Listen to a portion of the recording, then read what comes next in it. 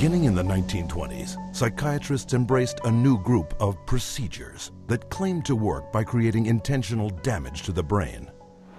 Manfred Sokal had this notion that he could kill just the bad brain cells, that somehow we have good brain cells, we have bad brain cells. So if you give people enough insulin, you kill those bad brain cells, and if the person survived this epilepsy, they would be better off for it. Despite severe convulsions and an insulin shock death rate of 5%, Sokal pointed to his patient's childlike state and declared his treatment a success. Hospitals built insulin shock wards, and coma therapy became big business. Not to be outdone, Ladislaus von Meduna of Hungary believed he could drive out mental illness by inducing brain-damaging seizures with a drug called metrazole. He noticed his epileptics had no mental health problems, and his mental health patients, his psychiatric patients, seemed to have no epilepsy, and so he thought doing one would obviate the other. The theory was that epilepsy and schizophrenia couldn't coexist in the same brain, and that if epilepsy was induced, that a seizure was caused, it would, quote, drive out the schizophrenia. There's no scientific basis for this whatsoever. Metrazole was fast and lucrative. In a morning, a single psychiatrist could chemically shock 50 patients into a docile and manageable state. By 1939, metrazole was so popular with psychiatrists and staff, it was used in 70% of American hospitals and in almost every other country in the world. The financial success of insulin and metrazole sparked the development of an even more profitable method of inducing brain-damaging convulsions. How is electric shock therapy done? We use these electrodes.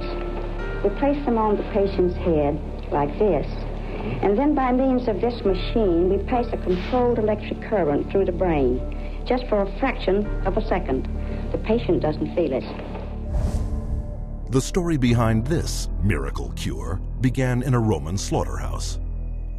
In Italy, in 1938, two Italian psychiatrists decided to observe that before slaughtering pigs, in order to make the pigs more docile, they would apply electrodes to their temples that were hooked up to wall current, and that this stunned the pigs, but it didn't kill them, and they could then slaughter them. Well, this gave them the encouragement to try inducing convulsions with electricity.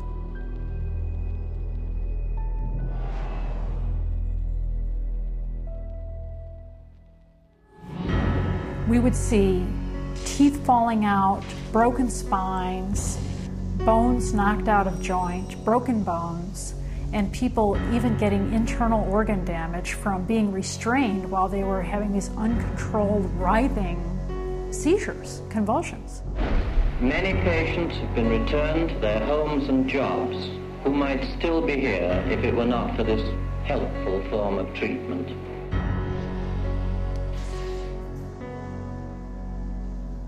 Having successfully sold brain damage as a cure, psychiatrists searched for even more precise ways of targeting the brain.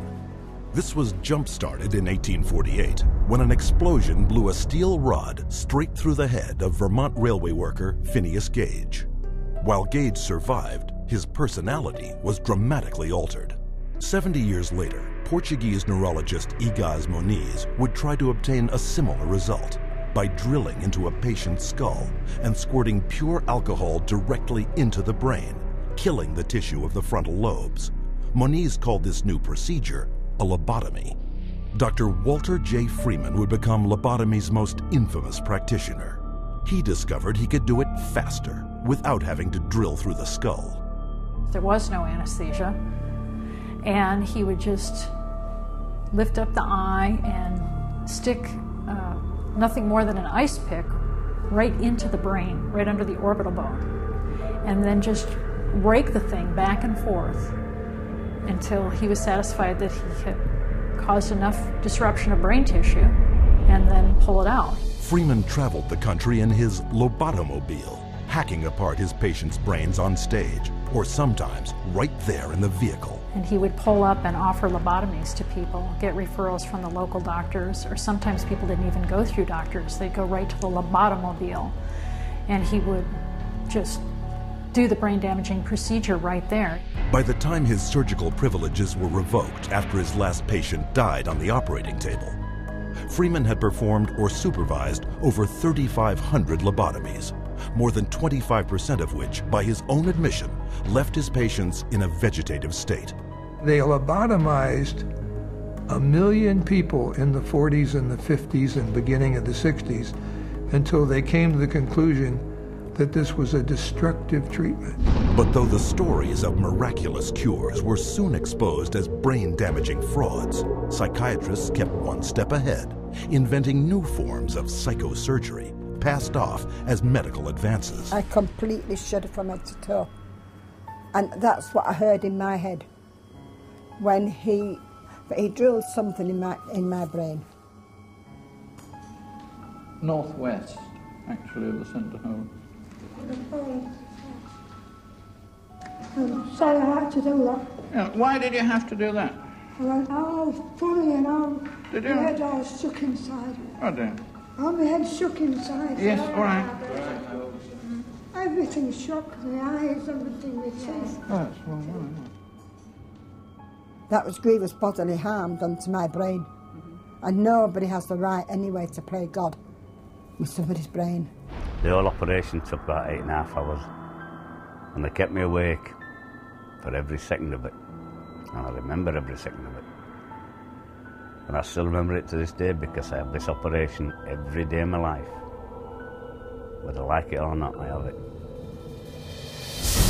Psychiatrists still tout the benefits of psychosurgery, a treatment that earns them $53 million annually.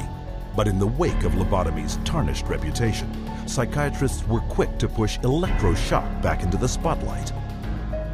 Renaming it electroconvulsive therapy, they now give patients anesthetics to squash their screams and paralyzing agents to avoid watching the writhing of agony. The main misconception that people have about ECT is that it's new and improved. The new and improved refers strictly to these cosmetic improvements because, in fact, they make it easier on the witnesses. The person isn't shaking all over the table. They're paralyzed now. It isn't new. It isn't improved. It is worse.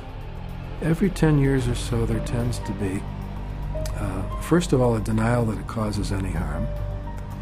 Secondly, an acknowledgement that it might have caused harm, but here's a whole new approach, and now this one is blameless, without any research to back it up. The ECT machine can produce anywhere from 50 to 400 volts.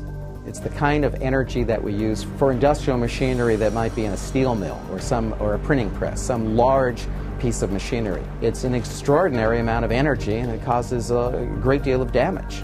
And while stories of prisoners physically mistreated with electroshock are well publicized, the amount of electricity doled out by psychiatrists for ECT is up to 33 times greater. And that damage is most often targeted at the most vulnerable. 2/3 of those who receive electroshock are women. Given such diagnoses as premenstrual syndrome, menopausal disorder, or postpartum depression. Half of electroshock patients are elderly. Once they become eligible for government health care at age 65, 360% more American seniors receive ECT than at age 64. And what does this all add up to? 100,000 dead, and countless others so brain damaged they have no hope of ever recovering a normal life. For a total of $12 worth of electricity, psychiatrists in the United States alone rake in $5 billion. But the next miracle cure psychiatrists added to their arsenal made them more money than ever before. For it was faster, cheaper, and could turn every man, woman, and child into a patient for life.